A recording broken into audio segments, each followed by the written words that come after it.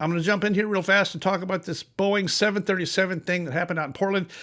I got a whole bunch of calls and stuff. I'm not a 737 guy. I'm not a technical guy. I'm not an A&P, and I wasn't there. I haven't traveled out there, so I don't know a lot about it. But I have done a little bit of research, and I think there's some stuff you ought to know here. I'm gonna show you real quick in this video my take on it, my 2 cents worth. Take it or leave it. I'm also going to use this pack of flour tortillas. I'm going to sacrifice a flour tortilla to give you a demonstration on exactly what is going on out here. But I'm most upset about Jennifer Homidy's answer to this reporter. He asked very plainly, if this bolt and nut never did get put on this airplane, what can we expect from other airplanes? Listen to this. If you don't know if there were bolts, and then both airlines are finding bolts that weren't tightened, if you can't trust the manufacturer to tighten those bolts, can you trust them to tighten all the other bolts in the airplane? He's trying to ask, if this bolt and this nut and this application didn't get done properly, what else is it out there that we also cannot trust? Listen to his question and listen to her answer. If you can't trust the manufacturer to tighten those bolts, can you trust them to tighten all the other bolts in the airplane? Right now, we are focused on the evidence.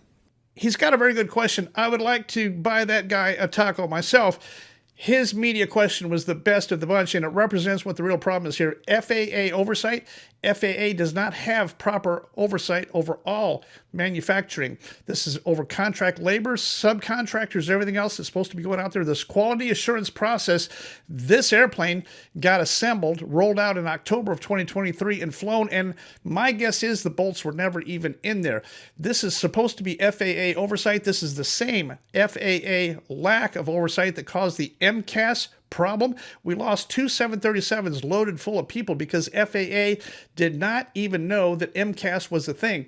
There was an actual time after both of those 737s where a bunch of FAA guys were sitting around a conference room table, and one of them says, "Wait, what is this MCAS of which you speak?" They didn't even know. Lack of oversight. They're letting these manufacturers manufacture things, finish things, seal things up. You're supposed to have FAA oversight over an inspector, who's over an inspector, who's over an inspector. You're supposed to look at these things. This question doesn't have to do with this accident. This question has to do with all airplanes.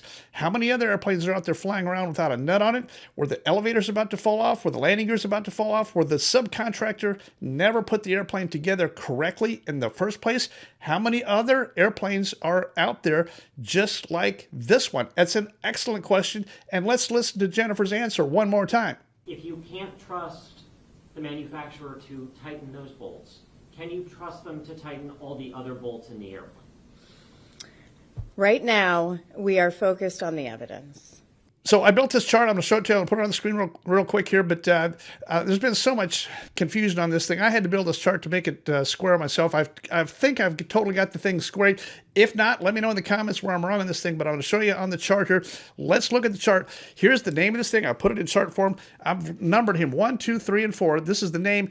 The entry door is 1, the service door, the emergency exit, and the door plug. Those are the names that Boeing calls them. The size, the entry door is large. The service door to the right is medium. The emergency exits, those typically your overwing exits, they're small. And the door plug, this is the thing that we're talking about that fell off the airplane. That's also small. The purpose of number 1, the entry door, is passenger entry. This is where your passengers go in and out. The service door is a little bit smaller. That's for catering. The emergency exits are only for emergency egress. We don't go in and out of those things. Those are the overwing. You have to pull them down. You have to know how to operate them. The Category 4 is also the same size as emergency exit, but the whole purpose of this door plug is to fill the space. So let's talk about the aperture. The aperture is the size of it. The size of this thing is oversized. Now, this is typical. Could be different fleet to fleet, airplane to airplane, manufacturer to manufacturer. Typically, the entry doors are bigger.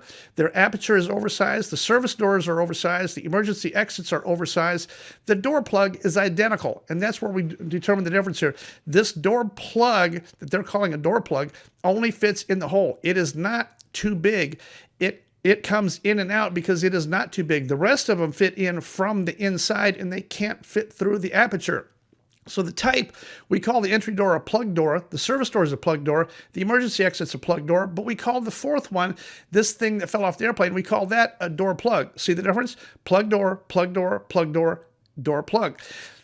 number 1, 2, and 3, they're held in by PSID. That's pounds per square inch differential. I'm going to talk about Jennifer's error here as well. This is PSID. The key is D, the differential. PSID holds it in place. Typically on these things, depends on the door, but most of the time a plug door is held in by PSID. It goes into the track, and as the airplane is pressurized, it pushes against the door, pushes against the frame. It's actual PSID that holds it in place.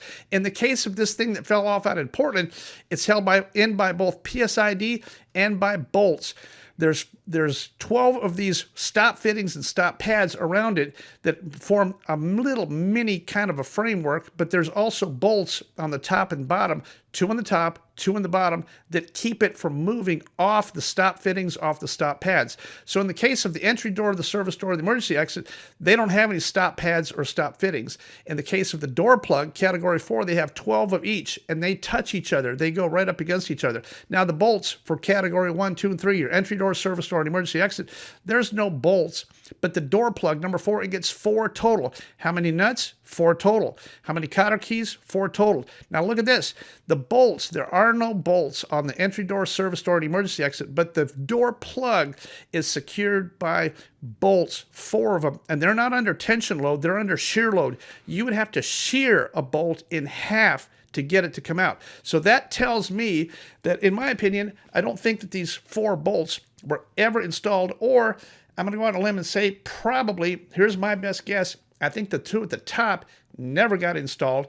The 2 in the bottom, you push this door down and compress it down in there. It's very difficult to do. You put it down in there and you put 2 bolts in there, but they never put the 2 in at the top.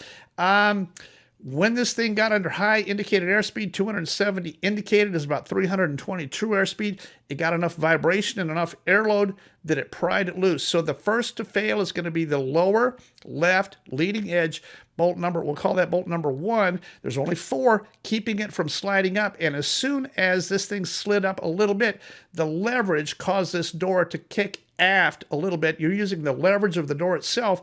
It sheared the lower forward bolt. It sheared it. And as soon as that sheared, the second one sheared. We're not going to find these bolts because they're long gone. I don't think that the bolts at the top were ever installed. What was holding that door in there for all these flights prior to this? It's PSID.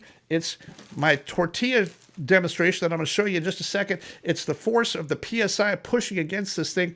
Typically, it probably would have ridden that way for a long time because it takes something to move it up and out. Now, as soon as that door moves up just a little bit and the stop pads clear the stop fittings, now you're off to the races. This thing can canter backwards, and it's got leverage. It's going to shear that lower forward leading edge bolt. As soon as that one's gone, right behind it, the other one is gone. So it would have gone bang, bang, and they're gone. That's my best guess on this. This chart, I want you to look at this. This explains exactly what it is. There are no bolts that go through the stop pads and stop fittings. They just bump up against each other. That's the whole thing. But I got to get back to the question that the news guy asked. If this whole thing happened, this is obviously not a design flaw. This is an install flaw. This is a subcontractor flaw. This is a lack of oversight flaw. Who is it that's in charge of watching these people and signing off and observing before you put the interior back in? Well, it's FAA's job. Where is the FAA? Where was the FAA during MCAS and the certification of the 737 that didn't even know that MCAS was on the airplane? There are too many airplanes out there flying around right now that have not been properly inspected because FAA does not have the talent or the ability to go in there and do the management and do what they need to do on this. Now, let's go on. Let's take a look at Jennifer Homidy's press briefing here. I'm going to let you listen to just a clip here on what she's talking about. The cabin pressure. She has no idea what she's talking about. Well, let's talk about Jennifer Homedy. She has a college degree. She's got a Bachelor of Science. She does not have a master's, and she does not have a pilot's license. Here's her bio from the NTSB website. She wants you to know that she has the M2 motorcycle endorsement, which is basically a moped. She's a moped operator, and that's her credential. She says that she's working on a private pilot's license, but she's been a student pilot for 4 years. She is not a pilot. She has not soloed an airplane. She knows nothing about flying. I have a real problem with Jennifer going out to this thing, putting on gloves, and going to inspect metallurgy, airplane fittings, doors, and looking at this and making any kind of recommendation. She's not an investigator. She's an administrator. It'd be like me trying to do a heart surgery because I'm wearing a heart surgeon jacket. Can't do it. You would not want me to do open heart surgery on you because I don't know what I'm doing. And I'll tell you that straight up. Jennifer, you don't know anything about airplanes. You shouldn't even be on that airplane. You should be back in Washington, D.C. Let actual people, actual pilots, actual maintenance technicians, actual Boeing people tell you via phone call what they found. You just want to be on camera and on TV, and you've done a very good job of that. You soaked a lot of limelight. That's very, very nice of you. I want to talk about real quick the other aspect of this. Jennifer Hamilton says she wants transparency. I don't get it. I don't see any transparency out there. She has put the squash on. Listen to this. She doesn't even want to show you a picture of the door. But we're going to go pick that up and make sure that we begin analyzing it. Can you send out that picture? Can I send out that picture? That's the question. I will let you know. Depends what our aviation, our investigator in charge says on that. Not only does she want to show you the picture of the door, this airline, Alaska, wrote to NTSB and asked if they could talk, and NTSB says, no, you can't talk without our permission. What kind of a country is this where you can't even talk? NTSB is telling you you can't talk? You got to be kidding me. At 17:12 and 33 seconds, the recorded cabin pressure dropped from 14.09 to 11.64 pounds per square inch, when the aircraft was at approximately 14,830 feet and 271 knots. The last thing I'm going to talk about real quick is headsets. She talked about headsets and lack of communication. I want you to know that in the airplane, when these guys are flying around, every Boeing airplane that I ever flew did not have an intercom system. So you guys flying around in your Cessnas and Pipers can talk to each other because you have a hot intercom system. You don't have to push to talk. All you do is talk into the microphone and you can talk to each other. Did you know that Boeing does not have that? That's why the Boeing guys, if I was a co-pilot in a Boeing 737, I'd be sitting in the right seat with this here, but I have to leave this earpiece off so I can hear the other guy. Boeing does not have a hot intercom system. They can't communicate. Every other airplane in the world, business jets, turboprops, all have it so that you can put both of these on here like this and talk, and you can hear each other through the headset. That's communication. I want to know how come Boeing does not build a hot intercom system so you can talk. You talk about communication, lack of communication. Yes, the door blew open and it got a little bit windy, but you should still be able to communicate. Shouldn't be any kind of a problem, but it was. And then the communication from this girl. You talk about a panicked FO. Listen to this. Here's the cockpit voice recorder of this girl. It's not a big deal. They're at 16,000 feet. Okay, the door popped open. It's not that big of a deal. It popped open. Nobody got sucked out. Yes, it's a depressurization. You can live forever at 16,000 feet. Well, I won't say forever. There is a TUC involved here, but I've jumped from 16,000 feet. There's plenty of oxygen up there. You're not in any danger at 16,000 feet. She's almost crying on the radio, and her radio communication is absolutely horrible. Yeah, well, let's go down. I'm sorry, last aircraft again? Last aircraft, say again. Center, Alaska, Trouble 2, we're declaring emergency. We're descending down to 10,000. They vectored this thing around, never did get cleared for an approach, never got cleared for visual, never got cleared for an ILS. They just brought this thing back around and landed it. The CVR, I'm not a fan of a 25-hour CVR. NTSB and FAA are wanting to use CVRs as pilot deviation, so they can go pull the CVR and see if someone is talking. The CVR is for accidents. When this accident happens and an airplane gets trashed, the CVR stops because power gets removed. You don't need a 25-hour CVR. You need a 2-hour CVR. In fact, I would be in favor of taking CVRs all the way down to 1 hour. You don't need any more than 2 hours on your CVR. If you have an incident and you want to pull the circuit breaker to preserve, that's totally fine. That should be the policy. You don't need 25 hours so you can go back and listen to what they were talking about for the previous 3 flights. That's ridiculous. That's FAA and NTSB trying to hang people because they found some kind of conversation that they didn't like after the fact. That's not good. I think the union should get involved in preventing that. There is no way that you need a 25-hour CVR. If this airplane crashes and power gets interrupted, you're going to get your CVR and you're going to find out what their last words were in the event of a crash. In this kind of thing, there's no data to be gained by listening to the CVR. None. All right, I'm kind of fired up about this. I got to get out here and show you this demonstration here. We're going to talk about this thing. I know you won't believe it. This is a flour tortilla. I have to find a way to demonstrate exactly what a plug door is. So there you have it. I'm putting this flour tortilla down in the water right now, and you can see this thing is actually trying to suck the tortilla down the drain. It's because the pressure of the water's not running, but the pressure of the water is pushing against this flour tortilla. If this was a rigid piece of plastic or some kind of a plug in the bottom of this thing, some people have these things at the bottoms that are sink to prevent water from running out. All you got to do is lay a piece of plastic in there, and as long as the plastic is durable, the water will not run out. It's the exact same thing with air pressure. Now, this flour tortilla represents, this is the one that I was going to have for lunch, and now I can't. I label my flour tortillas. This one is labeled BR549. I'm not going to get to eat this one here now this afternoon because I've already trashed a second and a third one of these.